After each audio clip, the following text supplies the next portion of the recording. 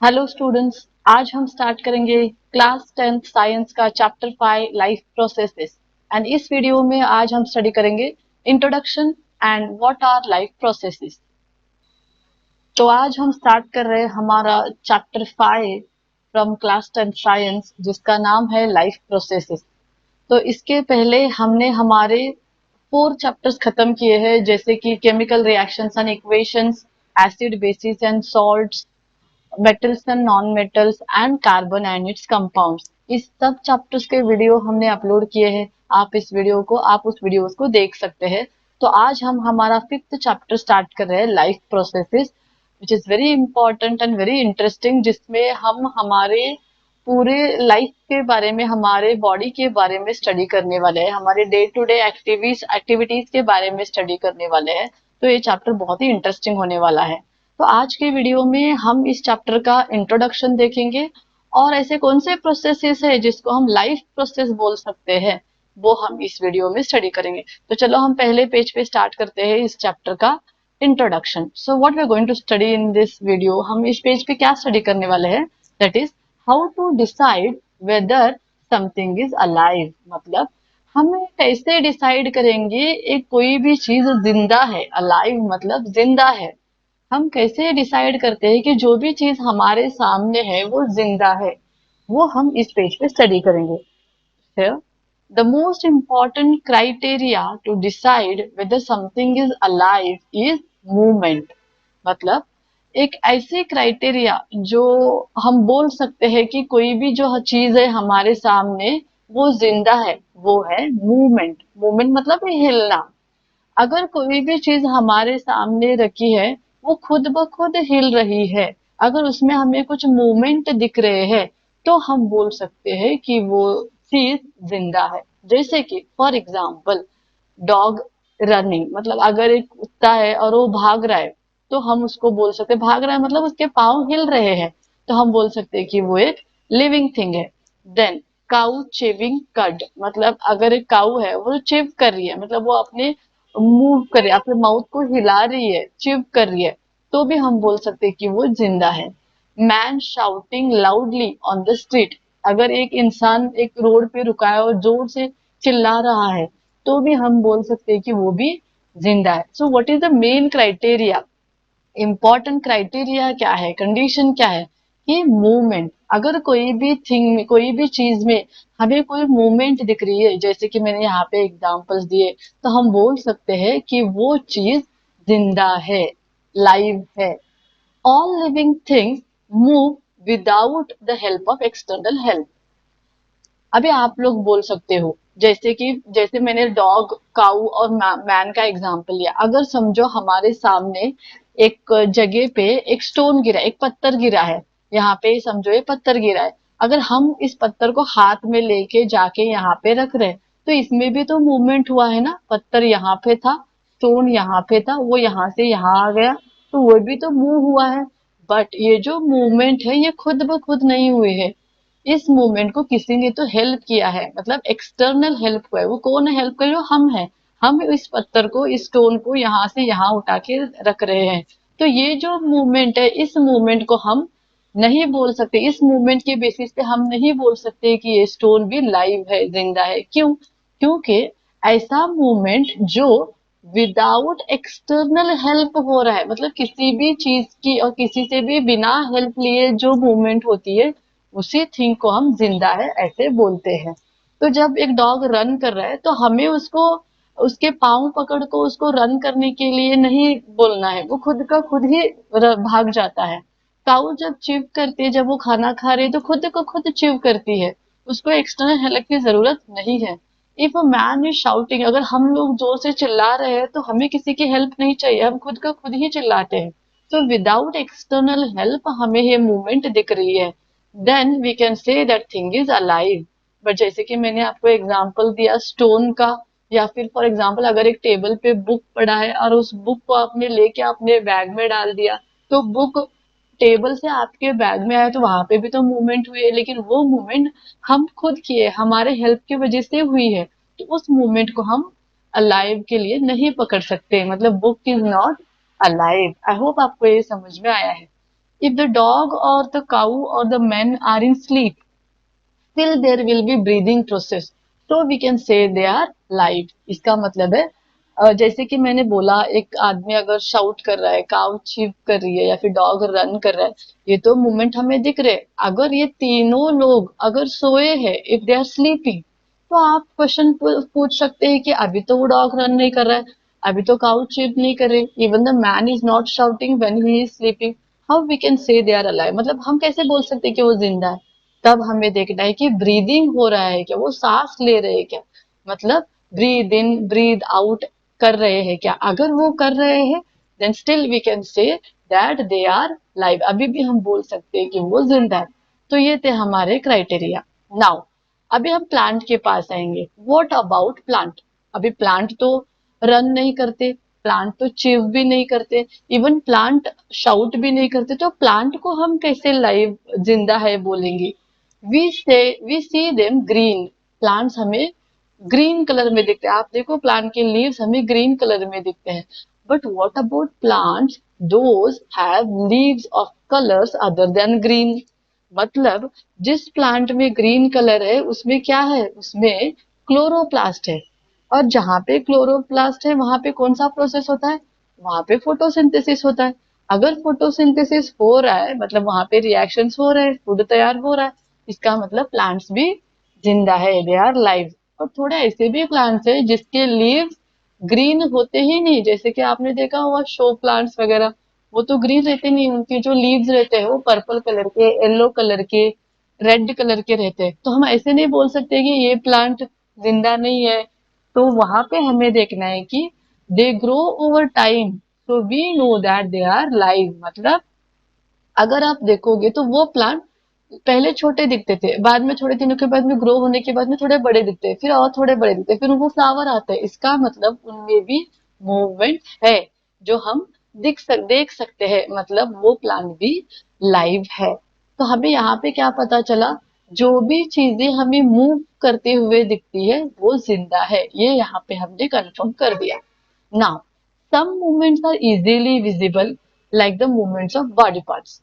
Some movements are not easily visible like the molecular movements. इसका मतलब थोड़े movements हैं जो हमें बहुत जल्दी से दिख जाते हैं, जैसे कि बॉडी मूवमेंट्स। अगर हम एक्सरसाइज कर रहे हैं, अगर हम रन कर रहे हैं या फिर हम कुछ काम कर रहे हैं, कुछ उठा के चीज दूसरी तरफ रख रहे हैं, तो वहां पे हमें दिखेगा कि हमारे बॉडी पार्ट्स मूव करते रहते हैं। इफ वी आर रनिंग, आप हम हमारे लेग्स देख सकते हैं, हमारे लेग्स मूव होते रहते हैं। अगर हम कुछ चीज उठा के रखे तो हमारे हाथ ऊपर नीचे होते रहते हैं। जंप कर रहे हैं तो भी लेग्स मूव होते रहते हैं। मतलब क्या है, यहाँ पे ये जो मूवमेंट है वो इजीली विजिबल है, बट थोड़े ऐसे मूवमेंट है जिनको बोलते हैं मॉलिक्यूलर मूवमेंट्स। मतलब मॉलिक्यूल्स का मूवमेंट। मॉलिक्यूल मतलब क्या है? मॉलिक्यूल मतलब group of atoms. What is molecule? Molecule is nothing but what? It is group of atoms. जैसे कि example CO2, H2O, C6H12O6 etcetera. तो ये सभी मॉलिक्यूल्स है। तो ये कार्बन का एक मॉलिक्यूल है जिसमें कौन से एटम है? एक कार्बन है, दो ऑक्सीजन है, यहाँ पे दो हाइड्रोजन है, एक ऑक्सीजन, यहाँ पे इतने ही सारे एटम है। तो इस ग्रुप को मॉलिक्यूल्स बोलते हैं। तो ये एक मॉलिक्यूल है CO2 का, ये एक वाटर का मॉलिक्यूल है, ये एक ग्लूकोज का मॉलिक्यूल है। तो ये जो मॉलिक्यूल का जो मूवमेंट होता है, अगर CO2 यहाँ से यहाँ जा रहा है, तो ये जो है CO2 जो मूव कर रहा है वो हमें दिखेगा ही नहीं। तो इट इज नॉट विजिबल। तो ये मूवमेंट जो है, दीज आर इनविजिबल मूवमेंट। जैसे कि हमारे आजू बाजू में बहुत सारा एयर रहता है। एयर मतलब क्या है? Mixture of gases, hydrogen, oxygen, CO2, बहुत सारे गैसेस रहते हैं। एक जगह से दूसरी जगह पे गैसेस मूव होते रहते हैं, लेकिन हमें वो गैसेस दिखते ही नहीं, क्योंकि हमें मॉलिक्यूल्स दिखते ही नहीं। तो उसको बोलते हैं invisible movements. So, some movements are not easily visible like molecular movements. The molecular movements in the cells and tissue are necessary for all life processes. मतलब ये मूवमेंट हमें दिखते ही नहीं, बट वो बहुत इंपॉर्टेंट है एक लाइफ प्रोसेस के लिए। मतलब जैसे कि मैंने आपको बोला था, क्लोरोप्लास्ट क्या करता है? फोटोसिंथेसिस करता है। फोटोसिंथेसिस मतलब फूड प्रिपरेशन करता है। तो ये सभी प्रोसेस कहाँ हो रहा है? लीव्स में हो रहा है, जहाँ पे ग्रीन पिगमेंट है। लेकिन वो प्रोसेस हमें दिखता ही नहीं। सो लीफ के अंदर CO2 वाटर कंज्यूम होके in presence of sunlight glucose तैयार हो रहा है। हमें सिर्फ फ्रूट्स दिखता है, जो फ्रूट्स के फॉर्म में हमें दिखता है, बट वो प्रोसेस तो हमें दिखता ही नहीं। लेकिन ये प्रोसेस बहुत इंपॉर्टेंट है। फोटोसिंथेसिस है, इसीलिए तो हमें खाना मिलता है प्लांट से, तो ये बहुत इंपॉर्टेंट है। तो वैसे ही जैसे ही हम खाना खाते हैं तो वो खाना हमारे स्टमक में जाता है। स्टमक में वो खाना डाइजेस्ट होके एनर्जी तैयार होती है, और इसीलिए हम लोग कुछ भी काम कर सकते हैं, फिजिकली फिट रहते हैं। लेकिन वो प्रोसेस होता कैसे है वो तो हमें दिखता ही नहीं। तो वो मॉलिक्यूलर मूवमेंट्स कहाँ होते हैं? सेल्स में एंड टिश्यूज में होते हैं। वो बहुत इंपॉर्टेंट है हमारे लाइफ प्रोसेस के लिए। So living creatures must keep repairing and maintaining their life structure। मतलब एक लाइफ प्रोसेस नीट होने के लिए, बराबर होने के लिए, जो भी लिविंग थिंग्स है उनमें repairing and maintaining the structure is very important. मतलब सेल्स रिपेयर होने चाहिए, अगर जो सेल्स खराब हुए हैं वो रिपेयर होने चाहिए, और उसका मेंटेनेंस भी प्रॉपर होना चाहिए। तो ये था इस चैप्टर का introduction, how to decide whether something is life. तो हमने यहाँ पे देखा, जैसे मैं आपको और एक बार एक्सप्लेन कर रही हूँ, हमने यहाँ पे देखा कि कैसे डिसाइड करेंगे कि कोई भी चीज जिंदा है। तो हमें क्या देखना है वहां पे? मूवमेंट है क्या, ये हमें देखना है। तो मैंने यहाँ पे थोड़े एग्जाम्पल दिए थे डॉग, काऊ एंड मैन की। लेकिन अगर वो सो रहे हैं, अगर वो स्लीप में है, तो तब कैसे आपको पता चलेगा कि वो जिंदा है? तब हमें देखना पड़ेगा ब्रीदिंग प्रोसेस। तो ये था एनिमल्स के लिए। बट प्लांट्स के लिए कैसे? ग्रीन पिगमेंट देखा है, अगर ग्रीन है तो फोटोसिंथेसिस हो रहा है, मतलब वो जिंदा है। लेकिन ऐसे प्लांट जिसमें ग्रीन कलर नहीं रहता, उनको कैसे आप वो देखोगे? अब हमें देखना है कि वो ग्रो हो रहे हैं क्या। अगर वो ग्रो हो रहे, उनका हाइट बढ़ रहा है, तो वो जिंदा है। नेक्स्ट, फिर हमने देखा कि थोड़े मूवमेंट्स हमें दिखते हैं, जैसे कि मूवमेंट ऑफ बॉडी पार्ट्स, और थोड़े मूवमेंट्स हमें दिखते ही नहीं, जैसे कि हमारे मॉलिकुलर मूवमेंट्स। मैंने आपको बोला कि मॉलिक्यूल्स मतलब क्या और उसका मूवमेंट मतलब क्या। तो ये मॉलिकुलर मूवमेंट्स है वो कहाँ होते हैं? वो हमारे सेल्स में एंड टिश्यूज में होते हैं, जो बहुत इंपॉर्टेंट है हमारे लाइफ प्रोसेस के लिए। और ये हो रहा है इसीलिए हमारे सेल्स रिपेयर भी होते रहते हैं और मेंटेन भी होते रहते हैं। तो ये हमने देखा इस पेज पे। अभी नेक्स्ट हम देखेंगे अगले पेज पे। तो अभी हम देखेंगे व्हाट आर लाइफ प्रोसेसेस। जैसे कि हमने लास्ट पेज पे देखा कि हमारे लाइफ प्रोसेसेस के लिए मॉलिकुलर मूवमेंट्स बहुत इंपॉर्टेंट है। Molecular movements are very important movements. तो वो कौन से लाइफ प्रोसेसेस है वो हम इस पेज पे देखेंगे। The basic processes which together perform maintenance job of living organism are called life processes. मतलब ऐसे थोड़े बेसिक प्रोसेसेस जिसकी वजह से हमारी जो लाइफ है वो मेंटेन रहती है, उसको बोलते हैं लाइफ प्रोसेसेस। जिसके बिना लाइफ मेंटेन ही नहीं रहती, मतलब एक एनिमल की लाइफ बराबर चलती ही नहीं, बेसिक है जो मेन है, उनको बोलते हैं हम लाइफ प्रोसेसेस। तो वो कौन से हैं?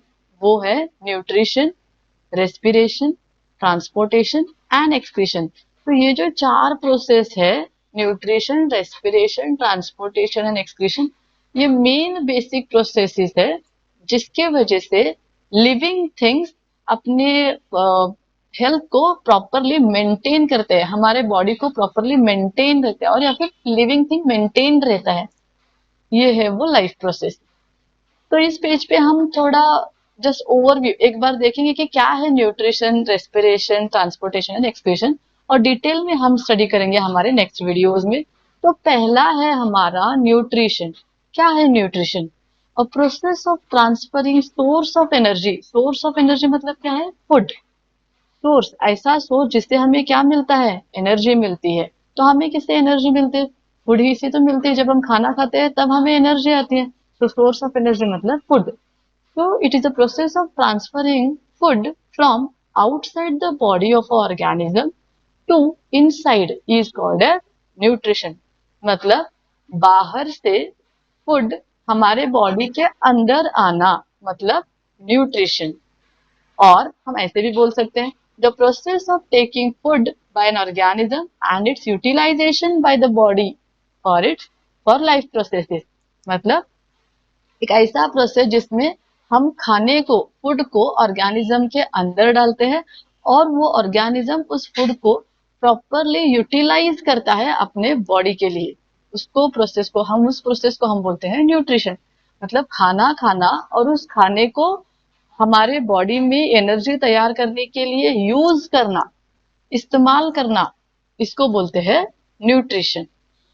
नेक्स्ट नेक्स्ट प्रोसेस है रेस्पिरेशन। रेस्पिरेशन मतलब क्या है? सांस लेना। So what is that? The process of taking oxygen from outside the body and to use it in the process of breakdown of food in the cell of the body to release energy is called as respiration. मतलब क्या है? सांस लेना मतलब respiration. जब आप सांस लेते हैं तो क्या होता है? ऑक्सीजन अंदर जाता है। ऑक्सीजन सिर्फ अंदर जाना मतलब ही रेस्पिरेशन नहीं है। वो अंदर जाके करता क्या है? जैसे ही ऑक्सीजन अंदर जाता है तो हमारे बॉडी में तो फूड रहता है, तो ये ऑक्सीजन जाके वो फूड को ब्रेक करता है और ब्रेक करने के बाद में उससे हमें मिलती है बहुत सारी एनर्जी। तो ये पूरे प्रोसेस को बोलते हैं रेस्पिरेशन। तो आप लोग यहाँ पे समझ रहे होंगे, पहले है न्यूट्रिशन। न्यूट्रिशन से हमें फूड मिलता है। जैसे ही फूड हमारे बॉडी में आता है फिर आएगा ऑक्सीजन, और ये ऑक्सीजन आएगा और इस फूड को ब्रेक कर देगा और तैयार करेगा क्या? एनर्जी में कन्वर्ट करेगा, और यही एनर्जी हम लोग यूज करते हैं। नेक्स्ट प्रोसेस है ट्रांसपोर्टेशन। What is transportation? तो ट्रांसपोर्टेशन में हम सीखेंगे the process of carrying food, oxygen, water, waste product from one place to another in the body is called as transportation. मतलब जैसे ही हम खाना खाते हैं तो ये फूड कहाँ रहता है? ये हमारे इंटेस्टाइन में, स्टमक में, इंटेस्टाइन में रहता है। और जब हम ऑक्सीजन को लेते हैं, जब हम सांस लेते हैं तो ऑक्सीजन कहाँ रहता है? ये जाता है हर सेल की तरफ। तो ये जो फूड है ये इंटेस्टाइन से, स्टमक से पूरे बॉडी के पार्ट्स को जाके मिलना चाहिए, क्योंकि हमारे फुल बॉडी ग्रो होती रहती है। तो each and every cell should get this food. वैसे ही हर एक सेल को ऑक्सीजन भी मिलना चाहिए, वैसे ही हर एक सेल को वाटर मिलना चाहिए। और जैसे ही ये तीनों चीजें एक सेल को मिलती है तो सेल वो सबको यूज करता है और वहां पे तैयार होते हैं थोड़े वेस्ट प्रोडक्ट। तो ये जो वेस्ट प्रोडक्ट तैयार होते हैं, वेस्ट प्रोडक्ट हमारे बॉडी से बाहर भी फेंकना चाहिए। तो सभी पूरे बॉडी के सेल से वेस्ट प्रोडक्ट बाहर फेंकना या फिर पूरे बॉडी को फूड, ऑक्सीजन, वाटर को सप्लाई करना मतलब होता है ट्रांसपोर्टेशन। सो यहाँ पे हम वो ट्रांसपोर्टेशन स्टडी करेंगे। फिर आएगा हमारा नेक्स्ट प्रोसेस, वो है एक्सक्रीशन। तो ऊपर के जो न्यूट्रिशन, रेस्पिरेशन और ट्रांसपोर्टेशन होने के बाद में जो वेस्ट प्रोडक्ट्स तैयार होते हैं, वो वेस्ट प्रोडक्ट हमारे पूरे बॉडी से लेके आके उसको बॉडी से बाहर फेंक देना मतलब excretion. So the process of removing waste products from body and discarded outside is called as excretion. यहाँ पे जो भी होता है वो सभी किडनी में होता है। मतलब पूरे बॉडी से, पूरे बॉडी के सेल से पूरा वेस्ट लेके यहाँ आना, किडनी में आना और किडनी से उसको फिल्टर करके बाहर फेंक देना, it is nothing but excretion. तो ये जो चार प्रोसेसेस है वो मेन बेसिक प्रोसेसेस है। इसी की वजह से हमारा जो लाइफ है वो प्रॉपरली मेंटेन रहता है। तो इसी को हम बोलते हैं लाइफ प्रोसेसिंग। तो ये मैंने आपको थोड़ा इंफॉर्मेशन दे दिया हर एक प्रोसेस का। इसको हम डिटेल में स्टडी करेंगे हमारे नेक्स्ट वीडियो में। आई होप आपको ये introduction video of life process समझ में आया है। Thank you. इस वीडियो को लाइक, शेयर एंड सब्सक्राइब कर दीजिएगा। Thank you so much.